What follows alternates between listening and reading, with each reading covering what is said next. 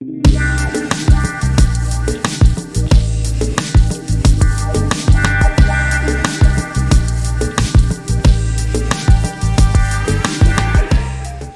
and speakers will be properly introduced later. My colleagues in PHILEXPORT,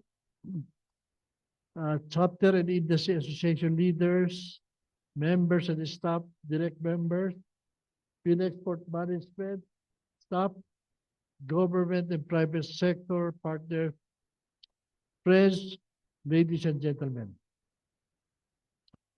That our export industry has experienced another tumultuous ride in the past quarter is an understatement. The recent implementation of the U.S. reciprocal tariff policy was particularly shocking and unprecedented, digressing from established trade norms, posing uncertainties, and presenting new hurdles for our exporters.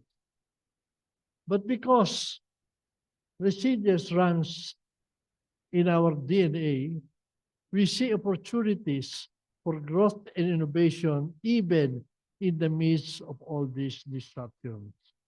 What the U.S. tariff policy has clearly shown is something we had been aware and implementing for the longest time, strengthening other markets and diversifying where there are significant opportunities. In 2024, approximately 15% of the Philippines' total export revenue, or about $11.02 billion, was accounted for by exports to ASEAN members. Specifically, electronic products were the leading export to ASEAN, making up 57.5% of total exports to the region. Thailand was top destination for Philippine exports within ASEAN, receiving 26.8% of total export to the region. It may then be worth revising our positioning in the region as the ASEAN Economic Community. The Strategic Plan 2026 to 2030 was launched last week. Serving as a 5-year strategic roadmap, it aims to position our region as the world's fourth largest economic bloc by 2030, with a target to double the digital economy to an estimated $2 trillion through a seamless ASEAN single market driven by innovation, sustainability, and productivity, while reinforcing the region's role in global value chain and supporting its aspiration to become the world's fourth largest economy. ASEAN and the rest of the Asia indeed offers viable business propositions considering the supply chain disruptions, high logistics costs, and regional productivity network that we have already established here. Further, despite projections that the Philippine GDP growth may be slower due to the U.S. reciprocal tariff, it is seen to outperform its Asian counterparts due to our robust consumer and services sector compared with the investment and trade-driven economies in Asia. Having said that, and while we have entered into the uncertainties, risks, and challenges presented by the U.S. tariff regime, the largest export performance of the country may be an indicator of things to come. The Philippine Statistics Authority recently reported a 7% increase in exports, totaling $6.75 billion in April of 2025, an increase from $6.30 billion a year earlier. Key contributors included electronics, manufactured goods, and agricultural products, This figure was slightly lower than the $6.77 billion recorded in March. Of the April performance, however, note that exports to the U.S. rose 10.6% to $1.03 billion, up from $971 billion a year ago. Philippine export to the U.S. averaged about 20% of the country's annual performance. Will this be affected by the reciprocal tariff?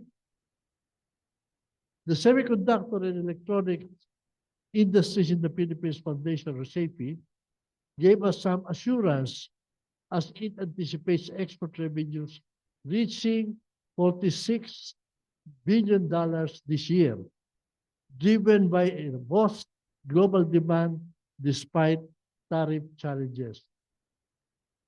The semiconductor and electronics industry is also pushing for a localization of about 20 to 25 line items of raw materials that are currently being imported.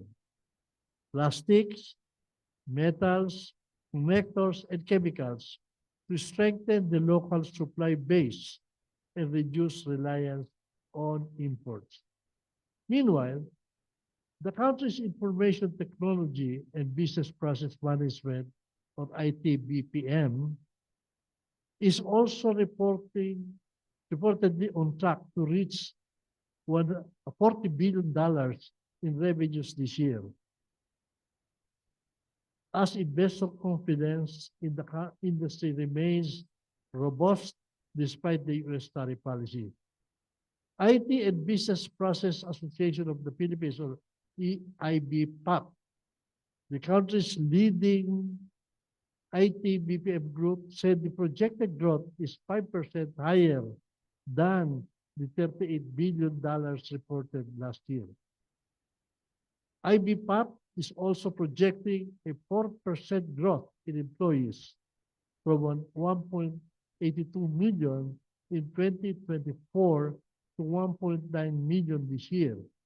It sees more demand for offshoring to the Philippines from North America more than we can supply, adding it would be harder for companies that are currently offshoring in the Philippines to transfer their work elsewhere.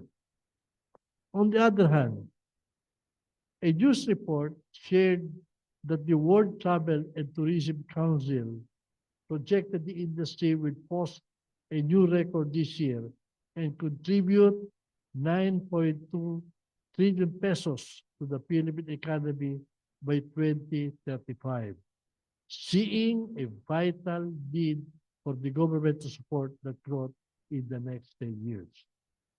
The Council called on the country's policymakers to continue fostering such growth trajectory to clear regulation, long-term investment in workforce development, and sustain global promotion of the Philippines as a world-class destination. In contrast, furniture, garments, and textile and coconuts are not as bullish about their export to the U.S. because of the higher tariff, especially if their raw materials are sourced from economies that are slapped the bigger tariffs. Unfortunately, for these sectors and for us, the U.S. comprise the bulk of their market. Other than foreign trade policies and geographical tensions, there are domestic economic pressures that slow down our momentum. The periodic proposal for labor-leaning legislator for legislated wage is on top of the list. Thanks to the statement of President Marcos, our economic team and business organizations such as ECO, PCCI, and PHILEXPORT that openly consistently oppose the attempts, the 19th Congress was unable to pass the measure again, but continues to serve as an irritant every Congress. Highlighting the broader negative economic implications, we instead keep reiterating to allow the waste board to do the job and for government to strengthen policies that stimulate job creation and sustain our economy while government strengthens its social protection programs within this context. Please take time to respond to the survey that we have distributed so we can have PHILEXPORT statistics to support our position paper in the next attempt to to push this measure. We are informed that Senator Miguel Subiri will again try in the 20th Congress, and so does in the lower house, they will pass track it also. The 19th Congress also wished to approve MSME critical legislation such as the Magna Carta for MSMEs to help ease financial access, International Trade Maritime Act to regulate domestic costs of international shipping lines, PhilPorts Act to decouple the conflicting regulatory developmental powers of the Philippine Ports Authority and the National Quality Infrastructure, which is a major road to a better standard and quality. Meanwhile, we hope that the Create More Act, effective in November last year, will truly result to new investment as well as more competitiveness for existing companies. We are also doing a survey here at the GMM to help determine areas for improvement of the BIR-led partnership for multi-sectoral group where PHILEXPORT is a member. So far, two of our members have been accredited to avail of the VAT zero rating, Dole Philippines and Pilsaga Mining Corporation. This benefit allows for VAT zero rating on local purchases of goods and services, as well as exempt importation of goods directly used in export activities, reducing operational costs and inducing possible reinvestment in innovation and expansion.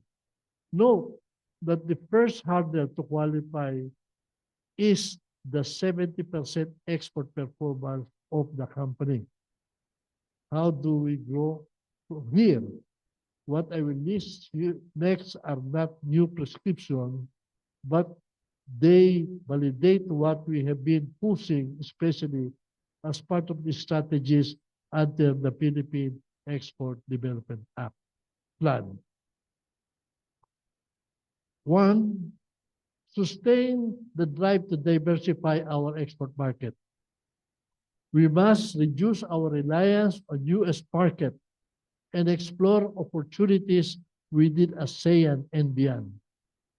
It is then timely that we have started with our free trade agreement or FTA negotiations with the Middle East, Canada, and other countries that promise to open new and significant opportunities for our exporters. The Philippines has likewise formally submitted its application to join the high standard comprehensive and progressive agreement for Trans-Pacific Partnership this year. The CPTPP is composed of Australia, Brunei, Canada, Chile, Japan, Malaysia, Mexico, New Zealand, Peru, Singapore, Vietnam, and recently, the United Kingdom. In line with this, we strongly invite you to use the Philippine FTA Information Portal, which later on will be expanded with the FTA Origin Management System. These digital platforms simplify access to tariff rates, origin requirements, and trade documents. The portal is the subject of the nationwide rollout being done by DTI through technical training sessions for Philippine exporters. Then, there are ITC market tools, including trade map, that are free, convenient, and easy and smart instrument for market matching and access.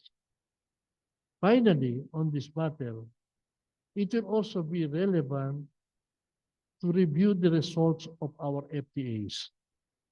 Philippine goods being shipped to South Korea saw a double-digit decline in the first quarter of 2025.